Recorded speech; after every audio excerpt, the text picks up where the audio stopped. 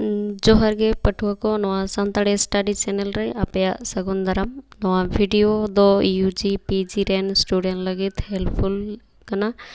और net exam लगे जहां को पे प्रिपेयर होकान खान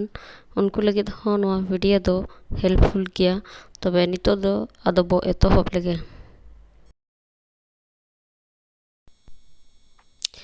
पुइलु कुकली जीवी पथाम दो 30 खन उछेनोक कना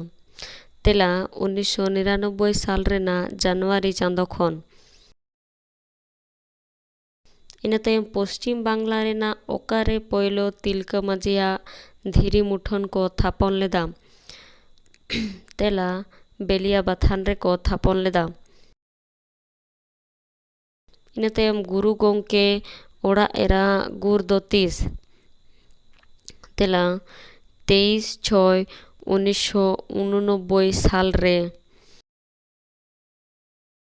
इन तायम सिविल सार्जम दो ओकोया मन ᱧᱩᱛᱩᱢ कना तेला मन सुशील हेम्ब्रम कना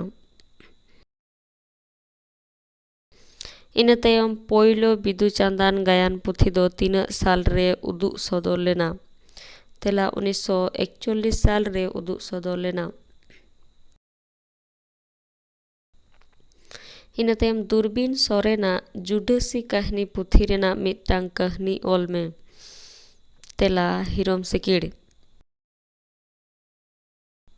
नरेन गामाम पुथी दो ओकोया ओल कना तेला समय किस्कुआ ओल कना इन तायम साय साहेत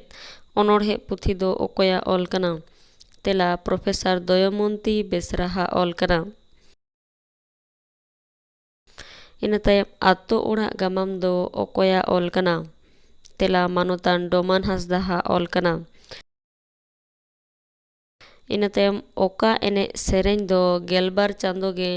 हुयुआ